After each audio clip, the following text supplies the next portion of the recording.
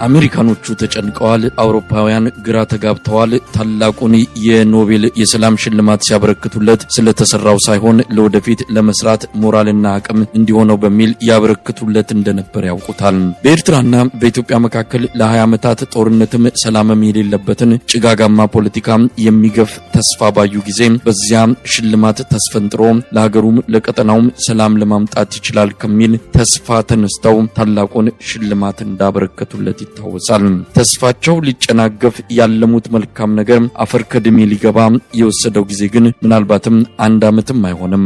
ሰውየው የሰላም ተምሳሌትነቱን በጦርነት አጋፋሪነት ቀይረውና ኢትዮጵያን የጦርነት መናኸሪያ ጎተራም አደረጋት። እንደ ጸበል በየክልሉ የዞረ እሳት ይረጭ ቦምብ ያዘንብ ጀመረና የኢትዮጵያን ህልም ባጭሩ ቀጫው። የምዕራባውያን ሀገራትንም ተስፋ ብዙም ሳይርቅ በቅርበት አጨናገፈው። ሲጀምረው በኦሮሚያ ክልል ያዝለቀቅ ባደረገው ውጊያ ነበር።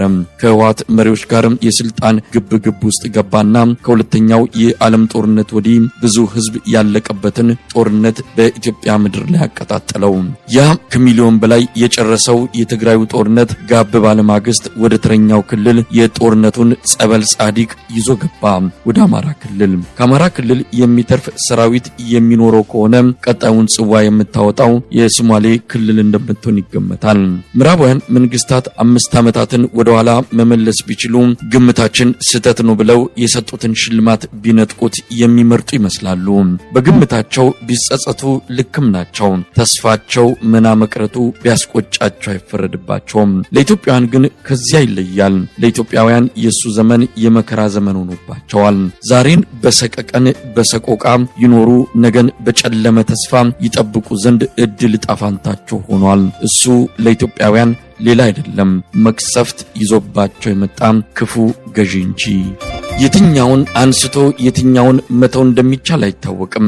የትግራይ እናት ልቧ ተሰብሯል። የአማራ እናት እያቃሰተች ነው። የኦሮሚያ እናት ሐዘን አጉብጧታል። የአፋር አባት የመከራ ሰማይ እንደ እንቅብ ተደፍቶበታል። የሶማሌው አባት በሰቆቃ ብዛት ጉልበቱ ዝሏል። እዚህም እዚያም ሲቃው በርክቷል። የጦርነት ዛሬ ያለበት የንጹሃንን ደም ለቆሌው የሚገብር ሰው ሲከፋው የሚደሰት ሲደሰት የሚከፋው ገዢ የተፈናጠጠባት ሀገር ኢትዮጵያ አንዱን መከራ ተገላገልኩ ስትል ሌላ ግዙፍ የመከራ ዘመን ላይ አረፈችና በአራቱም አቅጣጫ ዋይታ የለቅሶ ድምጽ ያስተጋባባታል።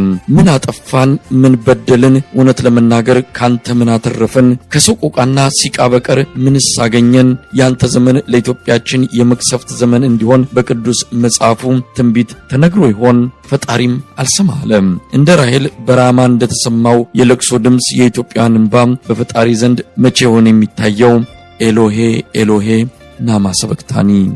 እውነት ለመናገር ኢትዮጵያ ከአብይ አህመድ መምጣት ምን አተረፈች? የኢትዮጵያ ሕዝብ ከዚህ ሰው ምን አገኘ?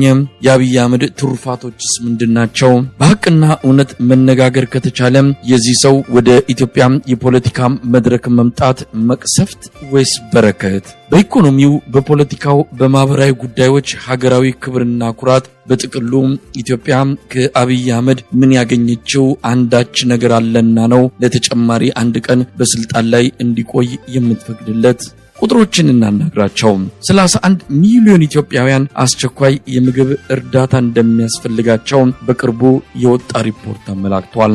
5 ሚሊዮን ኢትዮጵያውያን ከቤታቸው አይኖሩም፣ ተፈናቅለው የሀገር ውስጥ ስደተኛ ሆነው ቀርተዋል። በዓለም በውስጥ መፈናቀል ኢትዮጵያ ቀዳሚውን ስፍራ የያዘችው በአብይ አህመድ የስልጣን ዘመን ነው። ኢትዮጵያ በ100 ዓመታት በተከሰቱባት አያሌ ጦርነቶች ካጣቻቸው ልጆቿ በብዙ እጥፍ ሚሊዮኖች ያለቁባት በዚሁ ሰው የአገዛዝ ዘመን ነው። $1 22 ብር ይመነዘር የነበረው በ5 ዓመት ውስጥ ከእጥፍ በላይ ተምዘግዝጎ 56 ብር ይመነዘር ጀምሯል። በህጋዊ መንገድ በጥቁር ገበያ 110 ብር ነው። 1 ኩንታል ጤፍ ከ3 ዓመት በፊት 5000 ብር የነበረው ዘንድሮ በ3 እጥፍ አድጎ 15000 ብር ገብቷል። ሽንኩርት በ200% እጥፍ ጨምሮ 120 ብር ካልሆነ የትም አይገኝም። ኑሮ ሰማይ ጣሪያ ነክቷል። አንድ የሕክምና ዶክተር የሚያገኘው ደሞዝ የአንድ የበግ ዋጋ የሚያወጣ አይደለም። መካከለኛ የሚባል የህብረተሰብ ክፍል ጠፍቷል። ከ100 የማይበልጡ ባለጠጎችን አጅበው 120 ሚሊዮን የሚሆኑ ኢትዮጵያውያን ከድህነት ወለል በታች ችጋር እየጠበሳቸው የሚኖሩባት ምድር ሆናለች ኢትዮጵያ። በህወሓት ዘመን ከወለጋ ጅጅጋ፣ ከሞያሌ መቀሌ እንዳሻው የሚንቀሳቀሰው ኢትዮጵያዊ ከ20 ኪሎ ሜትሮች በላይ ከሚኖርባት ከተማ መውጣት በህይወቱ ላይ ሞትን እንደ መጋበዝ የሚቆጠርባት የሆነችው ኢትዮጵያ በዚሁ ሰው በአብይ አህመድ የስልጣን ዘመን ነው።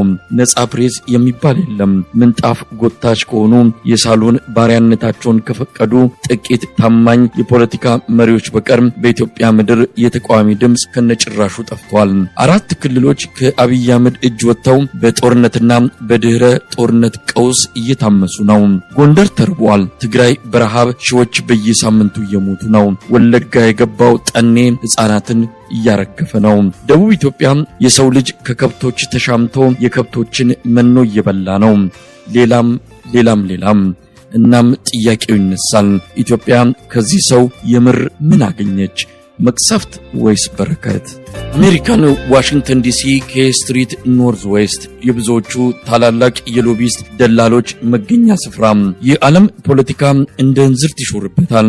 መንግስታት ሚሊዮን ዶላሮችን ለነዚህ ደላሎች እየከፈሉ የአሜሪካንን መንግስት አቋም ለማስቀየር ደጅ የሚጠኑበት ጎዳና ነው ኬስትሪት። ከቅርብ ጊዜ ወዲህ በዚያ መንደር ስለ ኢትዮጵያ የሚባለው አስገራሚ ነገር ነው።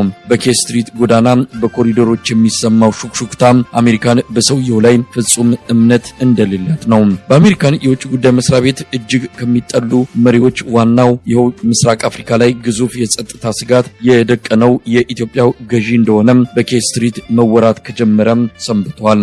ሲጀምርም ቀልባቸው አልወደደውም። አንድ የአሜሪካ ዲፕሎማት ሰውየውን ሲገልጹት በአንድ ቦታ የማይረጋ አስተማማኝ አጋር ለመሆን የማይችል ቀዥቃዣ ነገር ነው። በትግራዩ ጦርነት የአሜሪካንና የሰውየው ነገር ለየለትና አረፈው።